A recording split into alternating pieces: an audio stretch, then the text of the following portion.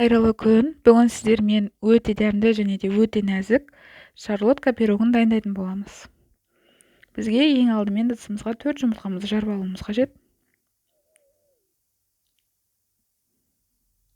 Үстіне 150 грамм мөлшерінде қант қосамыз.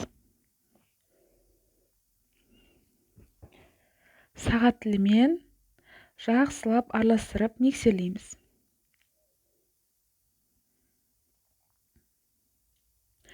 Миксерлеген кезде 10 минут көлемінде миксерлеңіздер. Одан кейін миксерлесеңіз, пирогыңыз көтерілмей қалуы мүмкін. Бізде аппақ масса шығуы қажет.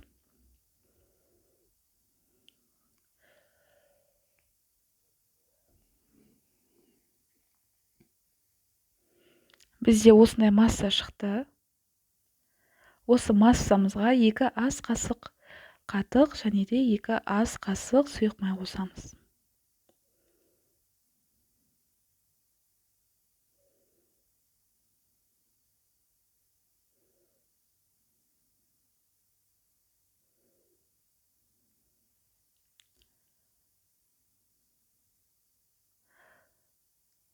Он грамм мөлшерінде қопсытқыш қосамыз.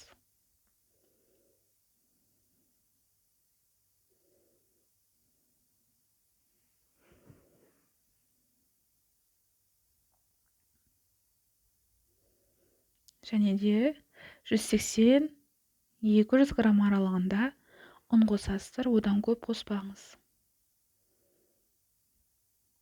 Астынан үстіне қарай айналдырасыз. Өте көп араластыруымызға болмайды. Көбіктеп туралған алдын ала дайындалған алмамызды пирогымызға салып жібереміз.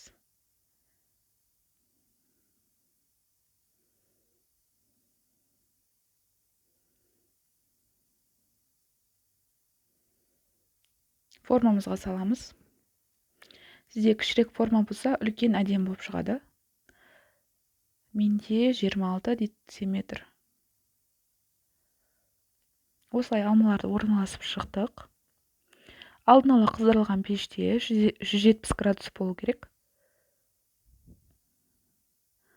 40 минут пісіріп аласыздар. Өте дәмді. Өте нәзік болып шығады.